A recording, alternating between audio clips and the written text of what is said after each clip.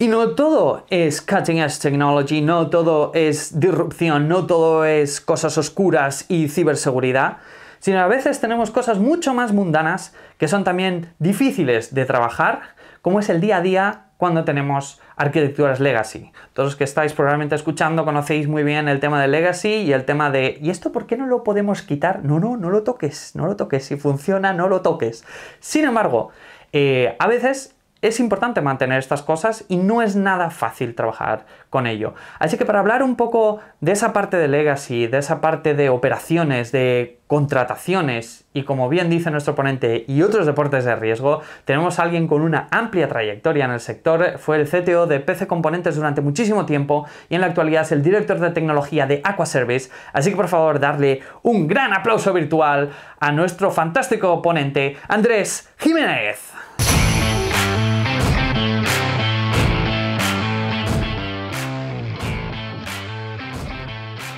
Hola, soy Andrés Jiménez y bienvenidos a mi ponencia sobre operaciones, legacy, contrataciones y otros deportes de riesgo. Sé que el título es mejorable, no me cabe duda, pero es lo que hay. ¿Quién soy? Soy Andrés Jiménez, como he dicho antes, soy CTO de Aquaservice desde hace 3 años y antes lo fui durante 7 años de PC Componentes. Durante todos estos años he aprendido mucho, he tenido bastante éxito, pero también muchísimos fracasos. Y eso me ha hecho pensar un poco en cuál puede ser el tema de mi ponencia y del futuro de la profesión. Cuando hablé con Jaume y me pidió que participara en este CTO, pensé, ¿qué puedo aportar que tenga cierto valor para un evento tan chulo como este? Y empecé a pensar y dije, bueno, yo me hago muchas preguntas durante mi etapa profesional, siempre me las estoy haciendo, y creo que después de 10 años de liderar equipos de alto rendimiento, puedo responder a algunas, siempre para mí, y me gustaría compartirlo con todos vosotros. Lo primero que me pregunto es, ¿qué está pasando en los departamentos de IT? Buah, ahí tenéis la foto. Yo esta semana, precisamente, mi departamento era la casa ardiendo. Hemos tenido un montón de incidencias y hemos tenido un montón de problemas. ¿Qué pasa en un departamento de IT? Pues que tenemos que guiar a la tecnología de la empresa para conseguir los objetivos que tenemos. Guiar la tecnología significa apoyarnos en ella como un medio y no como un fin. Por lo menos si no eres una empresa tecnológica. Porque muchas veces esto se confunde y lo que está pasando en IT algunas veces es que hay cierta confusión y corremos mucho y hacemos muchas cosas y también hacemos muchas tonterías. Y es lo que a mí más me preocupa de departamentos como el nuestro. Yo analizando mi propia experiencia, como decía, hemos tenido muchos éxitos, hemos hecho muchas cosas bien y hemos hecho también muchas cosas mal. Y esas cosas mal al final son las que te enseñan cómo debe ser tu futuro, ¿no? Y eso ha guiado mi carrera profesional y espero que sea lo que sigamos haciendo dentro del departamento. Otra pregunta que me hacía es, ¿realmente qué hacemos en IT? ¿A qué nos dedicamos? Bueno, como decía, guiamos a la empresa, guiamos la tecnología de la empresa, hacemos muchas tonterías, intentamos que la empresa consiga los objetivos y siempre nos apoyamos en nuestro departamento para, oye, si hay un proyecto de marketing, cómo sacarlo hacia adelante, si hay un proyecto en comercial, cómo hacerlo. Y eso es a lo que más o menos nos dedicamos, ¿no? Además, mantenemos todos los sistemas de la empresa. ¿Qué significa mantener todos los sistemas de la empresa? Pues que todo sistema informático que tenga que ver con el negocio debe estar mantenido para que no se caiga, para que si se cae su recuperación sea muy rápida y tenemos que conseguir que todo lo que hagamos esté armonizado. ¿Cómo nos ven a los departamentos de informática? Pues nos ven regular. tirando a mal, la verdad. Llevo en los últimos 5 años muchas entrevistas, muchas charlas con CTO, con CIOs, con CEOs de muchas compañías. Y hay un run siempre de fondo en el que sobre todo los CEOs nos dicen, oye, es que mi departamento de IT no consigue ir a la velocidad del negocio. Me imagino que todo el mundo ha escuchado eso más de una vez y más de dos. Nunca vamos a la velocidad que el negocio quiere. Claro, es muy complicado, porque el otro día, por ejemplo, tenía una charla con una persona de una empresa que me decía, estoy buscando personal para cambiar a mi departamento de IT porque no consiguen ir a la velocidad del negocio. Y yo le pregunté, ¿cuánta gente tiene en tu empresa? Dice, pues somos unas 70 personas trabajando. ¿Y cuánta gente tiene el departamento de informática? Dice, pues son 2. Digo, claro, es muy complicado llegar a lo que quiere el negocio, ¿no? Muchas veces faltan recursos y no sabemos explicar bien por qué tenemos que tener más recursos dentro del departamento. Pero es que también nosotros hacemos cosas que quizás no sean necesarias, nos complicamos mucho la vida, usamos tecnologías que igual no son las más apropiadas y tenemos que también conseguir hacer eso de una forma mucho más pensando en el negocio. Pero la realidad es esa. Nos ven como si fuéramos un stopper, como si fuéramos un mal necesario que tengo que tener, porque al final todas las empresas son tecnológicas y tenemos que estar ahí y tenemos que mantenerlo. La siguiente pregunta que me hacía era, ¿hacia dónde vamos? ¿Dónde vamos los equipos de IT? ¿Qué va a pasar en el futuro? Hay una cosa que siempre me preocupa, que es qué metodología utilizo, qué tecnología utilizo, cómo lo elijo, cómo elijo las metodologías, cómo elijo la tecnología. Y me he dado cuenta de que casi todo, dentro de los departamentos de IT, todos los años cambiamos de metodología. Todos los años cambiamos a nuevas tecnologías. Estamos constantemente cambiando. ¿Y por qué pasa eso? Pues seguramente porque no tenemos procesos de IT bien definidos o no somos suficientemente maduros como para tenerlo.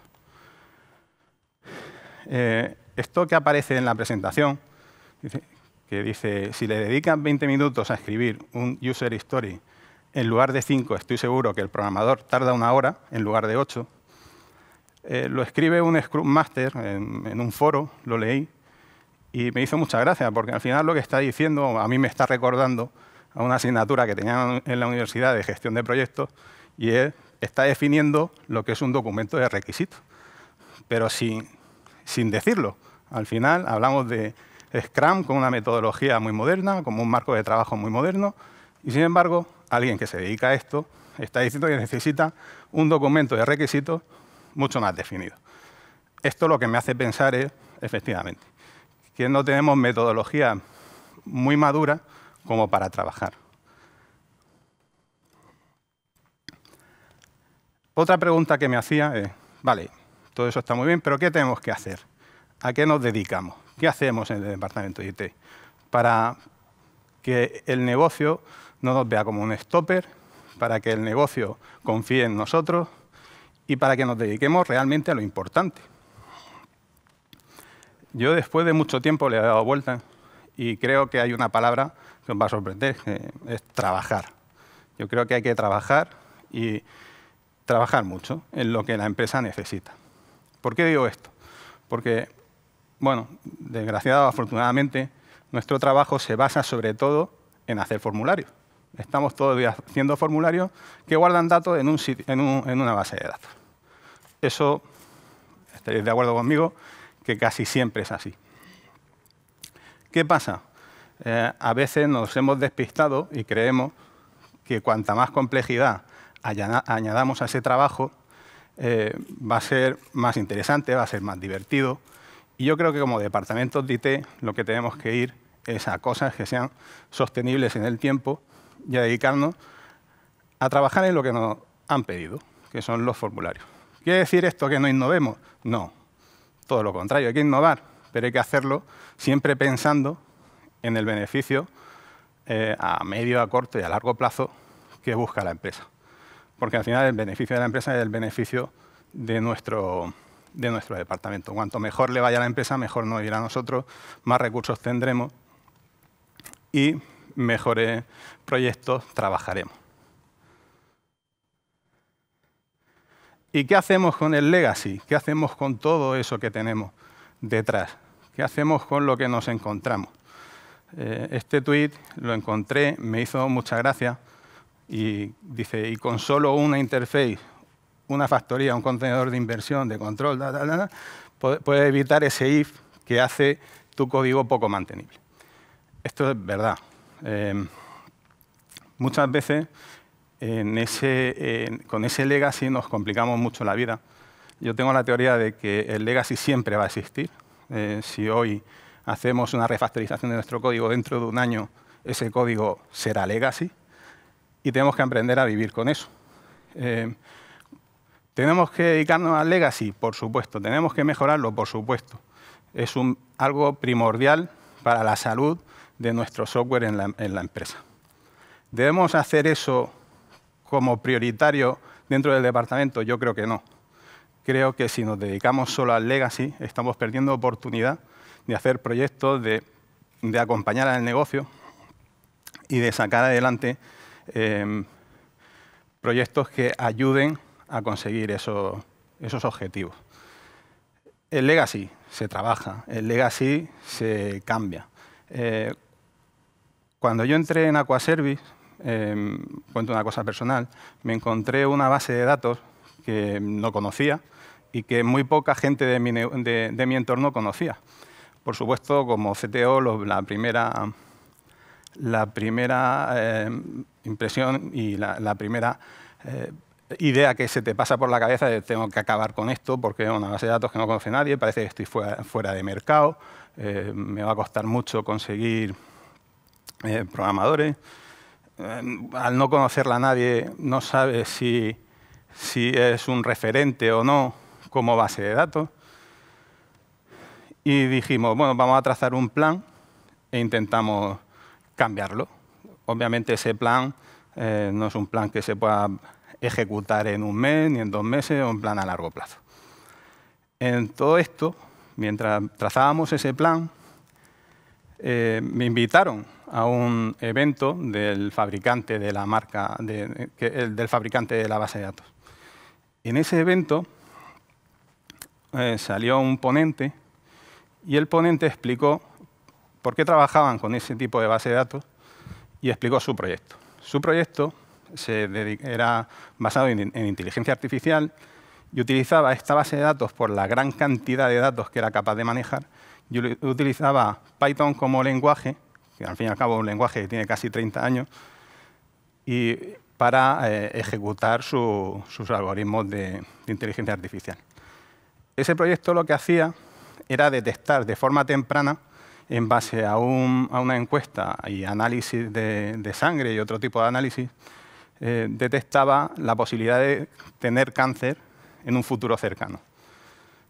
Yo, que tenía en mi cabeza acabar con ese legacy de la compañía, dije, a lo mejor estoy equivocado, porque si un proyecto de ese tipo que utiliza ese algoritmo de inteligencia artificial, que tiene un propósito tan claro, ¿por qué no me puede valer a mí para guardar los datos del cliente, el nombre, la dirección, el teléfono? ¿Por qué tengo que prescindir de esa base de datos? Porque además hay proyectos que utilizan ese tipo de base de datos para hacer algoritmos de manejo con manejos de información inmensos. ¿Por qué tengo que convertirlo en un objetivo? Obviamente me paré, reflexionamos en el departamento y dijimos, bueno, de momento no vemos ninguna posibilidad, ninguna ventaja en cambiar de base de datos, continuemos con ella y veremos en el futuro qué hacemos. Al final, una prioridad que teníamos hace un año de cambiar todo ese legacy la hemos dejado aparte para dedicarnos a cosas que creemos que son más importantes. Cuando leo lo del legacy también me acuerdo de un artículo que leí no hace mucho de un programador en el que hablaba con orgullo, de que en 2 años o en 1 año y medio una parte de su software la había refactorizado pues 5 o 6 veces. Había hecho programación orientada a objetos, había hecho programación funcional, microservicios, había utilizado programación hexagonal. Y yo la pregunta que me hacía es, ¿y realmente qué valor aporta eso? ¿Por qué cambiamos 5 veces el software de una compañía que además está funcionando? No digo que no tengamos que mantenerlo, pero ¿por qué refactorizarlo? Al final estoy perdiendo un recurso dedicándose a algo que no sé si tiene un gran beneficio al futuro. Porque, como decía, un legacy lo corrige hoy y seguramente dentro de 1 año y medio, ya vuelve a ser legacy. Todo esto me lleva a otra pregunta, que es ¿cómo innovamos? ¿Cómo innovamos dentro del departamento? Creo que hay muchas de las presentaciones que se van a hacer en el CTO Summit van a hablar de Kubernetes, de cosas muy tecnológicas, muy de actualidad.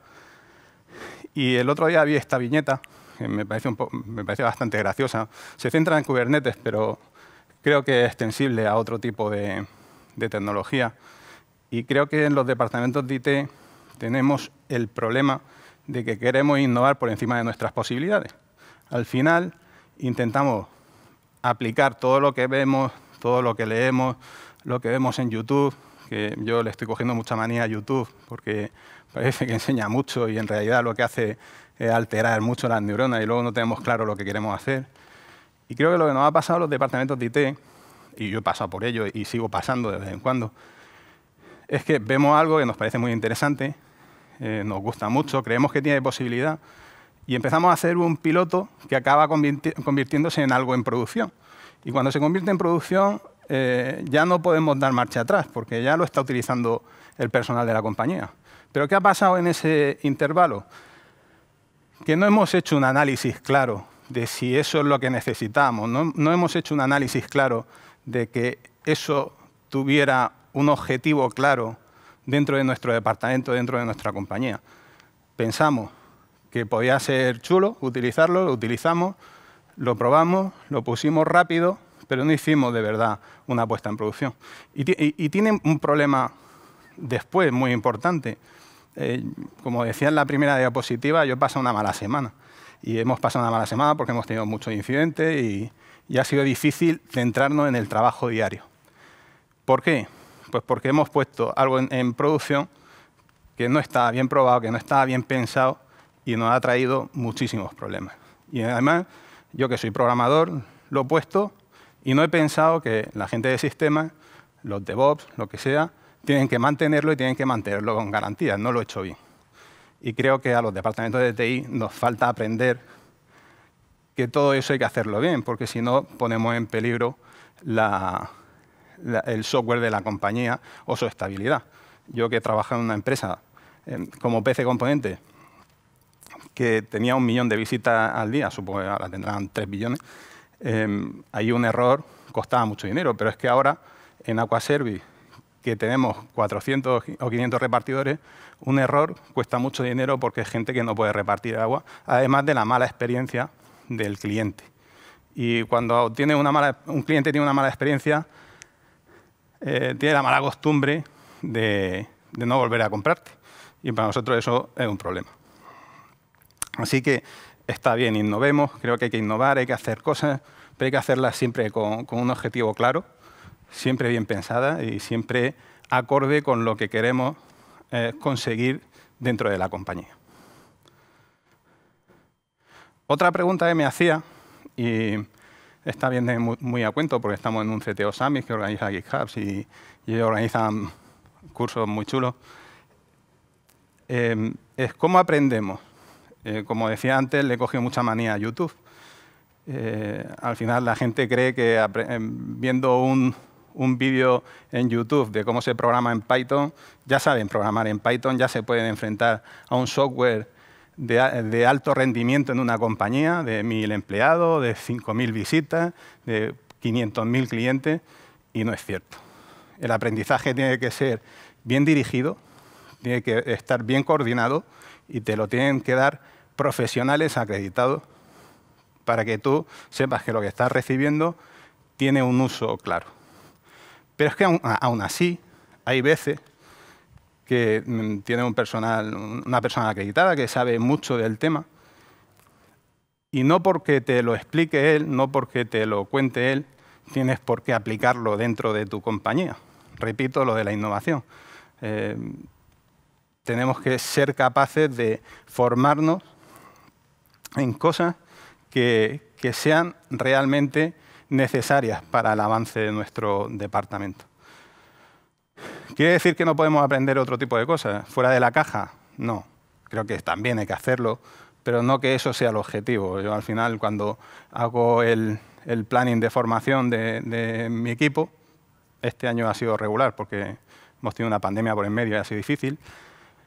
Cuando hago el planning, siempre lo hago pensando un 75% pensado para cosas que quiero hacer dentro de los objetivos del departamento. Y luego el otro 25%, pues a lo mejor cosas un poco más satélite, ¿no? Aprender otro tipo de lenguajes por si podemos hacer prospecciones de proyectos por ahí. Pero obviamente ese 75% son cosas que están mucho más dirigidas a nuestro departamento. Y luego, ¿a quién contrato? Otra pregunta que me hacía, ¿no? Llevo 10 años contratando personas y me he encontrado de todo. Al final hay el programador rockstar, el programador ninja, queramos llamarlo. Al principio de empezar a dirigir equipos, no al principio del todo, a los 2 años o por ahí, hubo un momento en el que dijimos, oye, ¿por qué no contratamos gente con un nivel muy, muy alto de lo que nosotros hacemos? ¿Por qué no contratamos ese ninja de developer que nos ayude a funcionar mejor? Después de alguna experiencia, me di cuenta que era muy complicado, que al final uno puede saber mucho de un tema, pero no por eso ser un buen trabajador. Yo trabajo en una compañía que tiene unos valores muy definidos y los primeros son familia, son equipo y son valores que a mí me gustan mucho. Es más, cuando en las primeras entrevistas me lo explicaron y me explicó mi CEO, me dijo, yo no pongo en medio al cliente de la compañía, pongo al trabajador. Y pongo al trabajador porque sé que después ese trabajador va a dar todo lo posible por tratar bien al cliente. A mí me gustó mucho porque eso significaba de verdad que trabajamos como una familia, ¿no? Como un equipo. Esos valores de la compañía yo se los intento transmitir a mi equipo. Y no solo a mi equipo, cuando hago contrataciones digo, bueno, lo primero que tengo que ver, más allá de un currículum más o menos extenso y de conocimiento, es si la persona creo que encaja con mi equipo. Obviamente, si no encaja con esos valores y no encaja conmigo, difícilmente, por mucho que sepa, vamos a salir adelante. Por eso, cuando contratamos, siempre lo hacemos de una forma mirando el currículum, viendo que tiene conocimiento, pero no es lo que más me preocupa. Me preocupa que sepa del sector, obviamente sí, pero que sepa adaptarse y trabajar en equipo. Para mí eso es lo más importante. El otro día me decía un amigo que tenía una oferta puesta buscando un programador junior y vino una persona que tenía muy poca experiencia.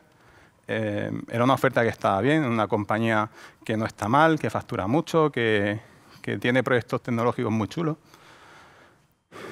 y que pagaban bien. Y vino un candidato y empezaba a explicarle el proyecto, que lo que tenía que hacer, nada, muy bien.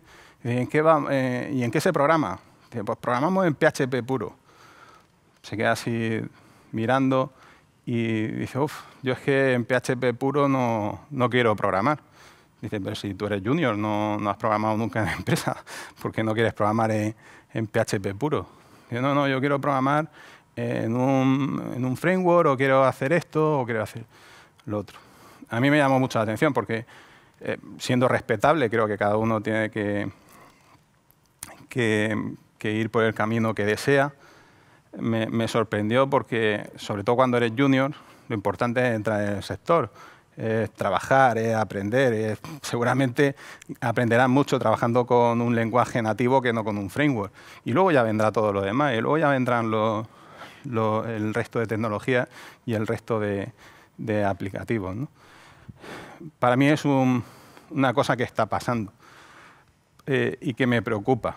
Cuando hablaba de qué va a pasar en el futuro, pues bueno, en el futuro puede pasar que haya, que tengamos porque ahora mismo estamos viendo un momento muy dulce en el sector, tenemos todo mucho trabajo, prácticamente no hay paro, nos demandan enseguida, recibimos muchas ofertas y ahora está muy bien, ahora podemos elegir. Pero el futuro no sabemos cómo será. En el futuro llegarán plataformas que casi se van a programar solas o no habrá que ser muy técnico. Nosotros, por ejemplo, estamos trabajando con RPAs, que al final vienen a sustituir un poco las integraciones entre sistemas, un RPA, un robot de automatización. Y eso, por ejemplo, no hace falta ser muy técnico para hacerlo. Y yo lo sé porque lo he hecho yo. O sea, que si lo hago yo, lo hace casi cualquiera. Entonces, este tipo de plataformas existirán en el futuro y no sabemos qué pasará con nuestro sector, si seremos todos tan técnicos, si no lo seremos. Por eso creo que hay que contratar y trabajar con gente que quiera trabajar en lo que estamos haciendo, que aporte conocimiento y que aporte también una conjunción a los valores que tenemos como empresa y como departamento. Y hasta aquí llegó. Gracias.